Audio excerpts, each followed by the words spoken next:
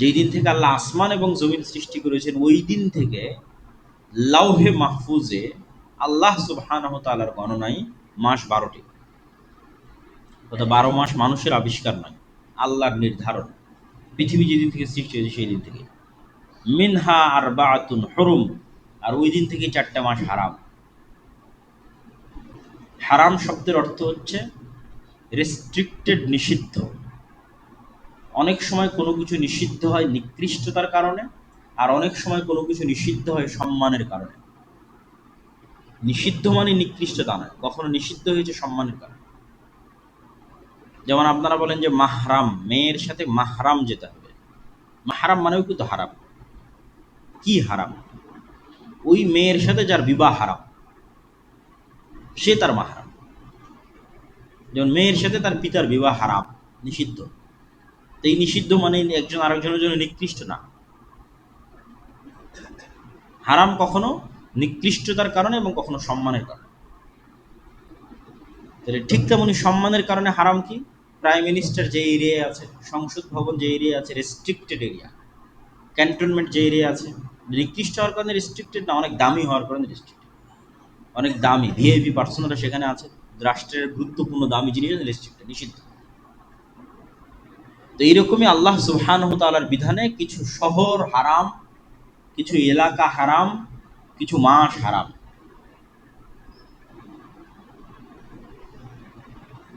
তো আল্লাহ সুবহানাহু ওয়া তাআলার নির্ধারণে যেই মাসগুলো হারাম, তার মধ্যে একটি গুরুত্বপূর্ণ মাস হচ্ছে মুহররম। পরপর 3 মাস, দুল কায়দা, দুল হিজ্জা এবং মুহররম। তো এই হারাম মাসগুলোর সম্মান হচ্ছে, হারাম মাসে যুদ্ধ বিগ্রহ নিষিদ্ধ। যুদ্ধ বিগ্রহ নিষিদ্ধ মানে নিজে থেকে শুরু করা নিষিদ্ধ। এটাই হারাম মাসের সম্মান। যে কোনো মুসলিম শাসক, কোনো মুসলিম খলিফা এই 4 মাসে নিজে থেকে যুদ্ধ স্টার্ট করতে পারবে না, বরং তার কোনো যুদ্ধ বন্ধ করার ক্ষমতা থাকলে বন্ধ করবে এই 4 মাসে। আর যদি যুদ্ধ চাপিয়ে দেওয়া হয়, তথা আমার উপর কেউ হামলা করতেছে, তখন তার কিছু করার নাই। তখন আল্লাহ অনুমতি দিয়েছে যে ঠিক আছে, যতটুকু তোমাদের উপর জুলুম হচ্ছে তোমরা ততটুকু জুলুমের প্রতিবাদ করো। কিন্তু নিজে থেকে হারাম মাসে যুদ্ধ শুরু করা যাবে, মারামারি গন্ডগোল ফাটাফাটি শুরু করা যাবে, শান্তি বিরাজ রাখতে হবে। এবং এই বিধান মক্কার মুহাম্মদ সাল্লাল্লাহু আলাইহি ওয়াসাল্লাম আসার পূর্বের কাফেররা অনুসরণ করত। কাফের মুশরিকদের কাছে হারাম মাসের গুরুত্ব ছিল। আর হারাম এরিয়া হচ্ছে মক্কা এবং মদিনা। মক্কাকে হারাম করেছে ইব্রাহিম আলাইহিস সালাতু ওয়াস সালাম, মদিনাকে হারাম করেছে মুহাম্মদ সাল্লাল্লাহু আলাইহি ওয়াসাল্লাম। তো মুহররম মাসের 10 তারিখ, আশুরা মানে দশম, 10th। আরবিতে 10-এর আরবি হচ্ছে আশারা, 10। ওইটাকে যখন দশম যুক্ত করা হয়েছে, তখন আরবিতে হচ্ছে আশুরা, দশম দিন। 10 থেকে দশম, তাহলে আশারা থেকে আশুরা, 10 থেকে দশম, মুহররম মাসের দশম দিন। তো মুহররম মাসের দশম দিনের কি গুরুত্ব? এমনি অসংখ্য জয়ীফ হাদিস আছে, জাল হাদিস আছে, যে সব কিছুই মুহররম মাসের 10 তারিখ। আল্লাহ পৃথিবী সৃষ্টি করেছে এই দিনে, পৃথিবী ধ্বংস হবে এই দিনে, আদম সৃষ্টি করেছেন এই দিনে। এরকম অসংখ্য কিছু রিওয়ায়াত আছে যেগুলো সরাসরি নির্ভরযোগ্য সূত্রে প্রমাণিত নয়। নির্ভরযোগ্য সূত্রে প্রমাণিত কি? নির্ভরযোগ্য সূত্রে প্রমাণিত একটাই, সেটা হচ্ছে ইয়াউমা নাজাল্লাহু সুবহানাহু ওয়া তাআলা ইয়া বানি ইসরাঈল আযকুরু নি'মাতি আল্লাতী আন'আমতু আলাইকুম। হে বানু ইসরাইল, স্মরণ করো আমার নিয়ামতের কথা। ওয়াইজ নাজ্জাইনাকুম মিন আলি ফিরআউন ইয়াসুমুনাকুম সুআল আযাব ইউযাব্বিহুনা আবনাআকুম ওয়া ইস্তাহইয়ুনা নিসাআকুম ওয়া ফি যালিকুম বালাউম মির রাব্বিকুম আযীম। স্মরণ করো সেই দিনের কথা, যেই দিন আমি তোমাদের ফিরআউন থেকে মুক্তি দিয়েছিলাম। ফিরআউন কি করতো? ইয়াসুমুনাকুম সুআল আযাব, নিকৃষ্ট আযাব দিত তোমাদের। কিভাবে আযাব দিত? ইউযাব্বিহুনা আবনাআকুম, তোমাদের ছেলে সন্তানদের জবাই করতো। ওয়া ইস্তাহইয়ুনা নিসাআকুম, তোমাদের মেয়েদের বাঁচিয়ে রাখতো। কি দয়ায় বাঁচিয়ে রাখতো মেয়েদের? না, একদিকে পুরুষকে হত্যা করা হচ্ছে, আর একদিকে পরিবারের সম্মান, মেয়েদেরকে বাঁচিয়ে রাখা হচ্ছে দাসত্ব করার জন্য, প্র্যাকটিক্যাল দাসত্ব করার জন্য। আর পুরুষদেরকে হত্যাই করা হচ্ছে। তাহলে মেয়েদেরকে বাঁচিয়ে রাখা হচ্ছে লাঞ্ছনা, যে একটা জাতির লাঞ্ছনা এবং একটা পরিবারের লাঞ্ছনার সবচেয়ে বড় আলামত যে ওই বাড়ির স্ত্রী, ওই বাড়ির মেয়ে, ওই বাড়ির মা মানুষের দাস, মানুষের দাস। রিজাববিহুনা আবনাআকুম, তোমাদের পুরুষদের হত্যা করা, ওয়াস্তাহিউনা নিসাআকুম, তোমাদের মেয়েদের বাঁচিয়ে রাখা হচ্ছে দাস হিসেবে। এই ভয়ঙ্কর শাসকের নাম হচ্ছে ফেরাউন। আমি মুক্তি দিয়েছি। ওয়াইজ ফারাকনা বিকুমুল বাহরা, সমুদ্রকে চিরে দিয়েছি তোমাদের জন্য, যেন তোমরা ফেরাউনের কবল থেকে মুক্তি পাও। ওয়া আগরাকনা আলা ফিরআউন, আর ফেরাউনকে ডুবিয়ে দিয়েছি এই সমুদ্রে। এটা পৃথিবীর ইতিহাসে যতগুলো বড় ঘটনা আছে তার মধ্যে বিশাল বড় ঘটনা হচ্ছে বানু ইসরাইলের মুক্তি পাওয়া আর ফেরাউনের ডুবে যাওয়া, মুসা আলাইহিস সালাতু ওয়াস সালামের মতো, এবং সমুদ্র চিরে দ্বিখণ্ডিত হয়ে যাওয়া। এই ঘটনা যেই দিন ঘটেছে সেটাই মুহররমের 10 তারিখ। এবং আজও ইহুদিদের কাছে এই দিন খুবই সম্মানিত, এবং তারা এই দিনের যে নামে তারা উদযাপন করে সেটা হচ্ছে ইয়ম কিপ্পুর। হিব্রু ভাষায় যেটাকে আমরা আশুরা বলছি ওটাকে বলা হয় ইয়ম কিপ্পুর। তো রাসূলুল্লাহ সাল্লাল্লাহু আলাইহি ওয়াসাল্লাম যখন মদিনায় গেলেন, তখন মদিনার ইহুদিরা এই দিনে সিয়াম পালন করত। তখন রমজানের সিয়াম আসেনি। তো রাসূল সাল্লাল্লাহু আলাইহি ওয়াসাল্লাম বললেন, তোমরা কেন এই দিনে সিয়াম পালন করো? তো বললো এই ঘটনা। আল্লাহ নবী বললেন, ফানাহনু আহাক্কু আওলা বিমূসা মিনকুম, বলছে মুসার খুশিতে খুশি হওয়ার হকদার তোমাদের চাইতে আমি বেশি। কেন মুসা যেই তাওহীদের দাওয়াত দিত, যেই সিরাতে মুস্তাকিমের দাওয়াত দিত, এবং যেই ধারাবাহিক নবুয়তের ধারাবাহিকতায় মুসা, তারপরে আরও পরে ঈসা আলাইহিস সালাতু ওয়াস সালাম, সেই ধারাবাহিকতায় আমি মুহাম্মদ সাল্লাল্লাহু আলাইহি ওয়াসাল্লাম। তাহলে মূলত মুসা আলাইহিস সালাতু ওয়াস সালামের সকল কষ্টে কষ্ট পাওয়ার এবং সকল খুশিতে খুশি হওয়ার মূল হকদার হচ্ছে আমি। কেন তোমরা এখন নামে মুসা আলাইহিস সালাতু ওয়াস সালামের অনুসারী, কিন্তু কাজে পথভ্রষ্ট, অভিশপ্ত। তো রাসূল সাল্লাল্লাহু আলাইহি ওয়াসাল্লাম সিয়াম পালন করলেন, এবং ইহুদিদের বিরোধিতার খাতিরে একদিন আগে অথবা একদিন পরে আরেকটা সিয়াম তিনি অতিরিক্ত করে দিলেন। 10ম দিনের আগে 9 তারিখ, অথবা 10ম দিনের পরে 11 তারিখ, যাতে আহলে কিতাব তথা ইহুদিদের থেকে মুসলমানের ইবাদত একটু হলেও আলাদা। তো রাসূলুল্লাহ সাল্লাল্লাহু আলাইহি ওয়াসাল্লাম দুটো হাদিস, আফজালুস সিয়াম বা'দা রমাদান শাহরুল্লাহিল মুহাররম, রমাজানের পরে আল্লাহর নিকটে সবচেয়ে শ্রেষ্ঠ সিয়াম হচ্ছে মুহররম মাসের সিয়াম। আর আরেকটা হাদিসে রাসূল সাল্লাল্লাহু আলাইহি ওয়াসাল্লাম বলেন, সিয়াম ইয়াউম আশুরা আহতাসিবু আলাল্লাহ আন ইউকাফফিরা সানাতাল্লাতী ক্বাবলাহ। আমরা কিছুদিন পূর্বে আরাফার সিয়াম রেখেছিলাম 1 বছর আগের এবং 1 বছর পরের গুনাহ, আর রাসূল সাল্লাল্লাহু আলাইহি ওয়াসাল্লাম এটাতে বলছেন আশুরাতে 1 বছর পূর্বের গুনাহ। আল্লাহ সুবহানাহু ওয়া তাআলা আশুরার একদিন সিয়ামে মানুষের 1 বছরের পূর্বের গুনাহ ক্ষমা করে দেবেন।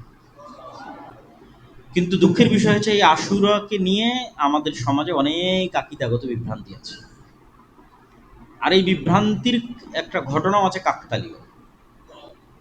সেটি হচ্ছে হোসাইন রাদিয়াল্লাহু তাআলা আনহুর মৃত্যু। হাসান এবং হোসাইন রাদিয়াল্লাহু তাআলা আনহুমার প্রতি ভালোবাসা ঈমানের অঙ্গ। আলী রাদিয়াল্লাহু তাআলা আনহুর প্রতি ভালোবাসা ঈমানের অঙ্গ। সকল সাহাবীদের প্রতি ভালোবাসা ঈমানের অঙ্গ। আল্লাহর নবীর পরিবার পরিজনের প্রতি বিদ্বেষ পোষণ করা কাফের হওয়ার আলামত, মুনাফিক হওয়ার আলামত। কিন্তু মুহাম্মদ সাল্লাল্লাহু আলাইহি ওয়াসাল্লামকে যেমন যিশু খ্রিস্টের জায়গায় বসানো যাবে না, ঠিক তেমনি মুহাম্মদ সাল্লাল্লাহু আলাইহি ওয়াসাল্লামের কোনো সাহাবীকেও যিশু খ্রিস্টের জায়গায় বসানো যাবে না। যিশু খ্রিস্টকে তথা ঈসা আলাইহিস সালাতু ওয়াস সালামকে খ্রিস্টানরা কোথায় বসিয়েছে?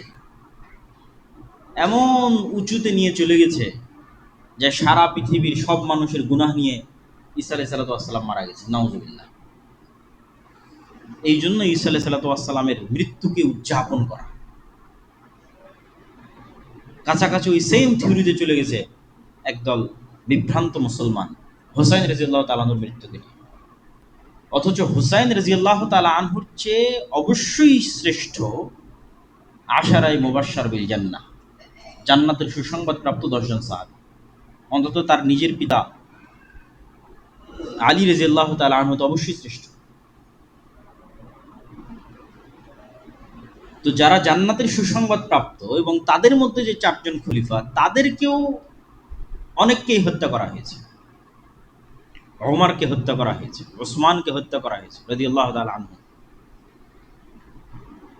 তাদের হত্যা উম্মতে মুহাম্মাদীর জন্য যতটা ক্ষতিকর, ওই সময়ের জন্য যতটা ব্যথার, দুঃখের এবং কষ্টের ছিল, হুসাইন রাদিয়াল্লাহু তাআলা আনহুর হত্যা দুঃখের এবং কষ্টের, কিন্তু তুলনা করা সম্ভব নয়। তাহলে হুসাইন রাদিয়াল্লাহু তাআলা আনহুর হত্যায় যদি শোক পালন করতে হয়, তাহলে আবু বকর, ওমর, উসমান, আলীর হত্যাতেও তো তার চেয়ে বেশি শোক পালন করতে হবে, আর তার চেয়ে বেশি শোক পালন করতে হবে মুহাম্মদ সাল্লাল্লাহু আলাইহি ওয়াসাল্লামের মৃত্যুতে। কিন্তু ইসলাম তো শোকের ধর্মই নয়, ইসলাম শোকের দিন নয়। সর্বোচ্চ স্বামীর মৃত্যুতে মানুষ শোক পালন করতে পারে 4 মাস 10 দিন সর্বোচ্চ। সেখানে যুগ যুগ যাবৎ আমরা একটা বিভ্রান্ত আকিদাকে লালন করে, যেই দিনে মূলত মুসা আলাইহিস সালাতু ওয়াস সালামের মুক্তিতে খুশি হয়ে সিয়াম পালন করার কথা, সেই দিনকে আমরা তাজিয়া মিছিল এবং বিভিন্ন কিছু, এবং আশুরা মুহররমকে, যেটা শরীয়তে ছিল মানুষ জানেই না যে আশুরা মুহররম মানে মুসা আলাইহিস সালাতু ওয়াস সালামের মুক্তি। সবাই জানে আশুরা মুহররম মানে হোসেন রাদিয়াল্লাহু তাআলা আনহুর হত্যা। এইটা হচ্ছে পলিটিক্স। শিয়া এবং সুন্নিদের যে দ্বন্দ্ব, এটার শুরুটা পলিটিক্স থেকে, রাজনীতি থেকে। এবং গল্প বলাতে যেহেতু তারা বেশি এক্সপার্ট, উপন্যাস লিখতে বেশি এক্সপার্ট পারস্যরা, ফলত হৃদয় বিদারক এই গল্পকে অনেক হাইলাইট করে হৃদয় বিদারক অসংখ্য সাহিত্য তৈরি হয়েছে, বাংলাতেও অসংখ্য সাহিত্য তৈরি হয়েছে, এবং এটাকে একটা কালচারে রূপান্তর করা হয়েছে। এবং এটাকে শোক পালন, এই দিনে শোক পালন করাকে এবং নিজের উপর জুলুম করাকে ইবাদত বানানো হয়েছে, যেটার সাথে ইসলামের ন্যূনতম সম্পর্ক না। মানুষ নিজের গায়ে আঘাত করবে ছুরি দিয়ে, হাজার হাজার মানুষ রক্তাক্ত করবে নিজের মাথাকে, কষ্ট দিবে নিজেকে, এর সাথে ইসলামের ন্যূনতম সম্পর্ক না। এগুলো সম্পূর্ণরূপে হারাম। মানুষ নিজেকে কখনোই কষ্ট দিতে পারে না, ইসলামে নিষিদ্ধ। লা তুলকু আইদিকুম, তোমরা নিজেদেরকে তাহলুকা, স্বেচ্ছায় ধ্বংসের দিকে নিক্ষেপ করিও না, আল্লাহর আদেশ। এবং আত্মহত্যাও ইসলামে হারাম। এগুলো কাছাকাছি আত্মহত্যার মতো প্রবণতা। তো এই ধরনের বিভ্রান্ত এবং ভ্রান্ত আকিদা থেকে বের হয়ে এসে আমাদের আশুরা মুহররমের সঠিক আকিদা এবং সঠিক বিশ্বাস লালন করতে হবে। হ্যাঁ, হুসাইন রাদিয়াল্লাহু তাআলা আনহু যেমন আলে বাইতের অংশ, আয়েশা রাদিয়াল্লাহু তাআলা আনহাও আলে বাইতের অংশ। আলী ইবনে আবি তালিব রাদিয়াল্লাহু তাআলা আনহু রাসূল সাল্লাল্লাহু আলাইহি ওয়াসাল্লামের এক চাচা, আবু তালেবের সন্তান। তো রাসূল সাল্লাল্লাহু আলাইহি ওয়াসাল্লামের তো আরও চাচা আছে, আব্বাস ইবনে আব্দুল মুত্তালিব, হামজা ইবনে আব্দুল মুত্তালিব, তাদের সন্তানেরা কই? তাদের সন্তানেরও আলে বাইতের অংশ। আব্দুল্লাহ বিন আব্বাস এবং তাদের পরিবার আলে বাইতের অংশ। তাহলে শুধু একজনকে যদি আমি সম্পূর্ণরূপে আলাদা করে নিই, আলী রাদিয়াল্লাহু তাআলা রাসূল সাল্লাল্লাহু আলাইহি ওয়াসাল্লাম মাত্র এক মেয়েকে বিবাহ করেছে, আর ওসমান রাদিয়াল্লাহু আনহু দুই মেয়েকে বিয়ে করেছে। তো রাসূল সাল্লাল্লাহু আলাইহি ওয়াসাল্লামের দুই মেয়েকে বিয়ে করার পর ওসমান রাদিয়াল্লাহু আনহু হয়ে গেল আমার কাছে ঘৃণার পাত্র।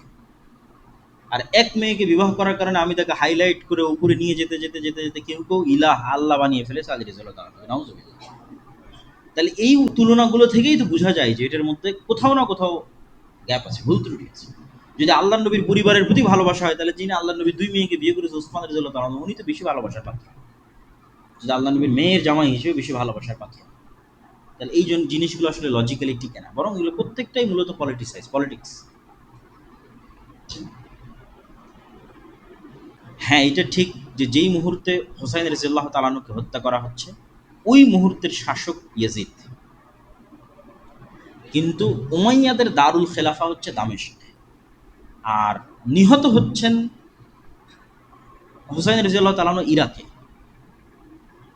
ইরাক থেকে সিরিয়ার দূরত্ব ভালোই, এবং মধ্যে মরুভূমি থাকায় যাওয়ার রাস্তা অনেক ক্রিটিক্যাল, ফোরাত নদীর তীর ধরে ঘুরে যেতে হয়। ইব্রাহিম আলাইহিস সালাতু ওয়াস সালাম যখন ইরাক থেকে সিরিয়াতে হিজরত করেছিলেন, তখনও ওনাকে এইভাবে ঘুরে আসতে হয়েছে। তো শাসক আছে দামেস্কে, সরাসরি তার পক্ষ থেকে হত্যার আদেশের প্রমাণ ইতিহাসে পাওয়া যায় না। বায়াত যেন না নিতে পারে, আত্মসমর্পণ যেন করে, আমার হাতে এসে যেন বায়াত নাই, এই রকমের আদেশ আছে। কিন্তু মূল কালপ্রিট এখানে হচ্ছে কুফার মানুষেরা, যারা মুনাফিকি করেছে, যারা তাকে অনেক উৎসাহ দিয়ে মদিনা থেকে নিয়ে গেছে, আসেন আমরা আপনার পাশে থাকবো, অমুক করব তুমুক করব, কিন্তু যাওয়ার পর আর পাশে নাই। তো মূল কালপ্রিট হচ্ছে আহলে কুফা, কুফার তৎকালীন যারা মানুষ, যারা তাকে দাওয়াত দিয়ে উস্কিয়ে মদিনা থেকে বের করে নিয়ে এসেছে কুফায়, কিন্তু যখন কুফায় এসেছে তখন আর সাথ দেয়। ঘটনা অত্যন্ত হৃদয় বিদারক। অবশ্যই ইয়াজিদ ইবনে মুআবিয়াকে এতটুকুর জন্য দায় দেওয়াই যায় যে সে হত্যাকারীর কোনো বিচার করেছিল কিনা, এই প্রশ্ন অবশ্যই উত্থাপন করা যায়। এই জন্য আহলুস সুন্নাত ওয়াল জামাতের পক্ষ থেকে শাইখুল ইসলাম ইবনে তাইমিয়া বলেছেন, ইয়াজিদ ইবনে মুআবিয়া না প্রশংসার যোগ্য না নিন্দারও যোগ্য। নিন্দা করেও আমরা গুনাহের ভাগিদার হতে রাজি নই, প্রশংসা করেও কেন সে সাহাবী নয়, আলাদা করে তার প্রতি আমাদের কোনো জিম্মেদারিও নাই। কিন্তু এইটার কারণে তার পিতা মুআবিয়া রাদিয়াল্লাহু তাআলা আনহুকে দায় দেওয়া, তখন তিনি পৃথিবীতে নাই, উনি অনেক আগে পৃথিবী থেকে চলে গেছেন। মুআবিয়া রাদিয়াল্লাহু তাআলা আনহু আরেক সাহাবীর সন্তান, যে আবু সুফিয়ান, মুআবিয়া ইবনে আবি সুফিয়ান। আবু সুফিয়ান হচ্ছে আবু জাহালের পরে মক্কার কুরাইশদের নেতা। আবু সুফিয়ান রাদিয়াল্লাহু তাআলা আনহু মক্কা বিজয়ের সময় ইসলাম গ্রহণ করেন।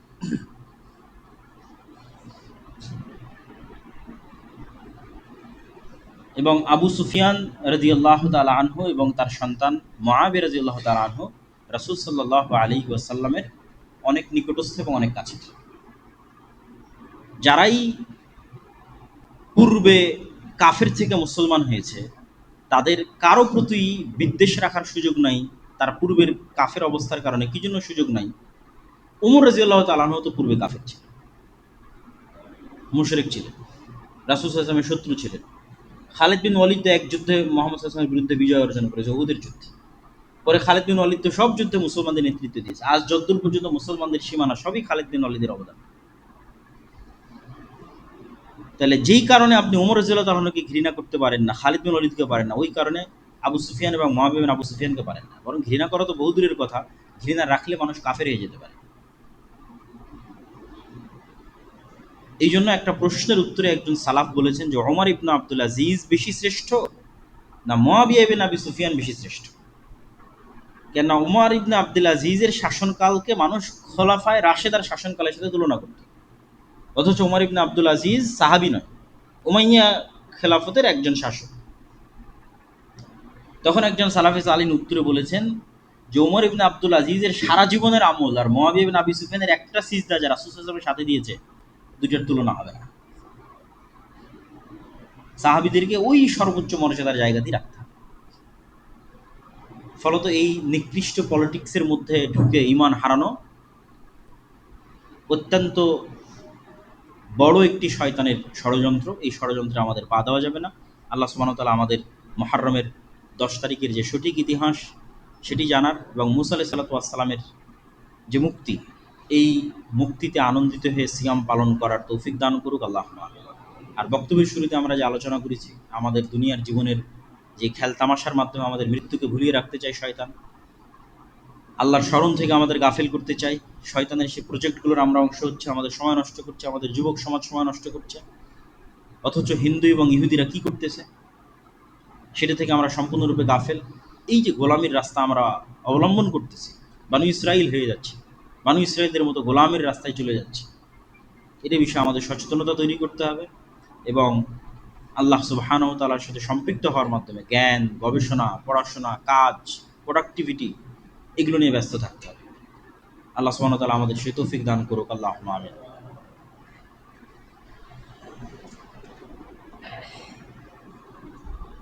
আলহামদুলিল্লাহি ওয়াহদা ওয়াসসালাতু ওয়াসসালামু আলা মান লা নাবিয়্যা বা'দা। ইয়া আইয়ুহাল্লাযীনা আমানু সাল্লু আলাইহি ওয়া সাল্লিমু তাসলিমা।